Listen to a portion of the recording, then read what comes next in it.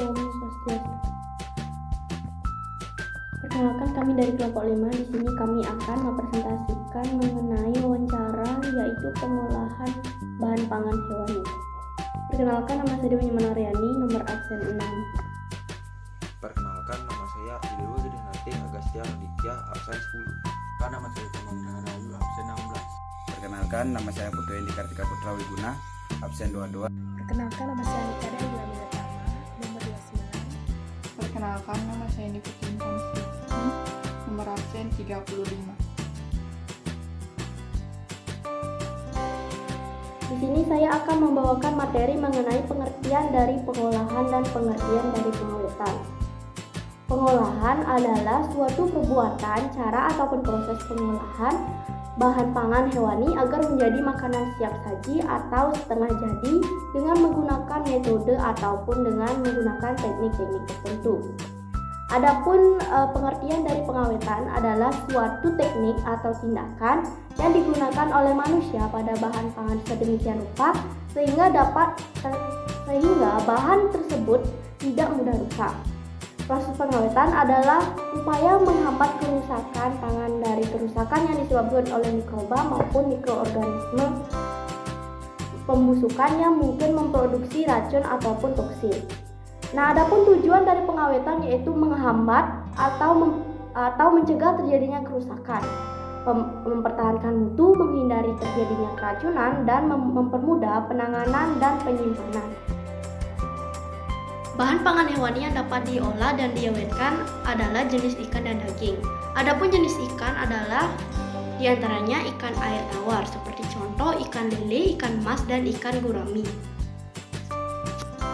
Yang kedua ada ikan perairan payau, diantaranya seperti ikan bandeng, ikan kakap, dan lain sebagainya. Selanjutnya ada jenis ikan air laut atau ikan perairan laut, diantaranya seperti contoh ikan tuna, tenggiri, kembung, dan lain-lain sebagainya.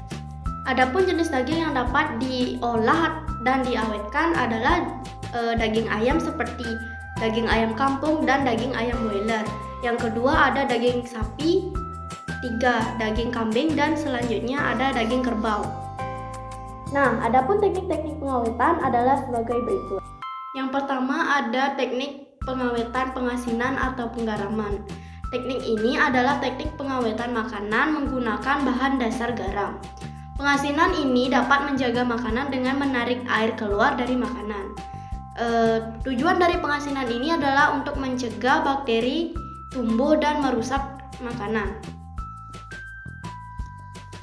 Yang kedua ada pendinginan.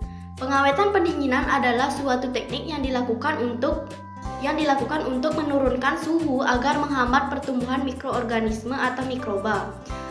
Tujuan dari pengawetan pendinginan ini adalah dapat mencegah makanan mudah membusuk.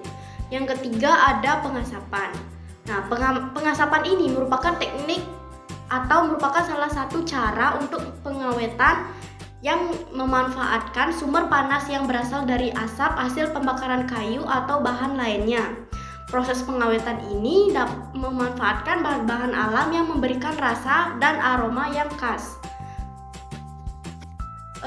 Dan yang terakhir adalah ada teknik pengawetan pengeringan. Teknik pengawetan pengeringan ini adalah teknik pengawetan makanan yang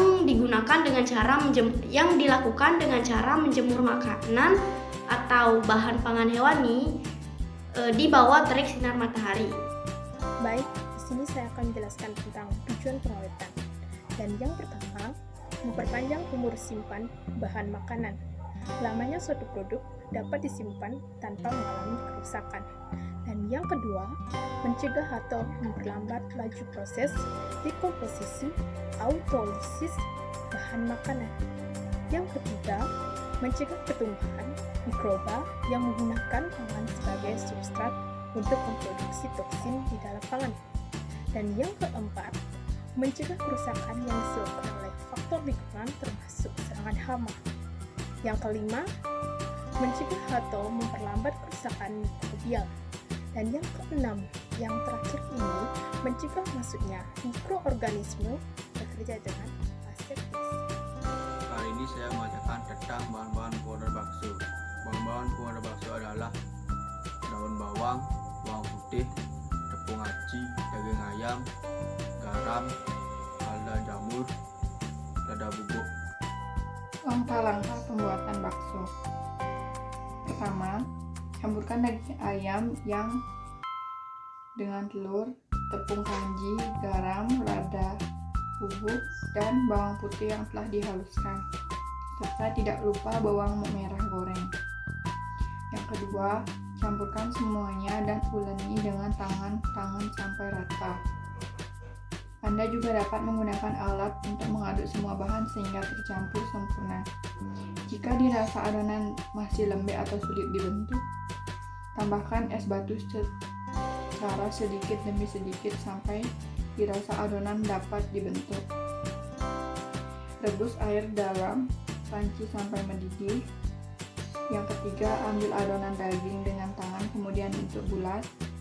Anda dapat membuatnya dengan cara menekan adonan dalam kepalan tangan. Yang keempat, kemudian adonan akan keluar dari sela-sela jari antara ibu jari dan telunjuk. Yang kelima, masukkan adonan yang telah dibentuk ke dalam air mendidih yang telah dimasak. Yang keenam, lanjutkan sampai semua adonan habis. Jika adonan telah terapung, tandanya adonan telah matang. Oke, di sini saya akan menjelaskan tentang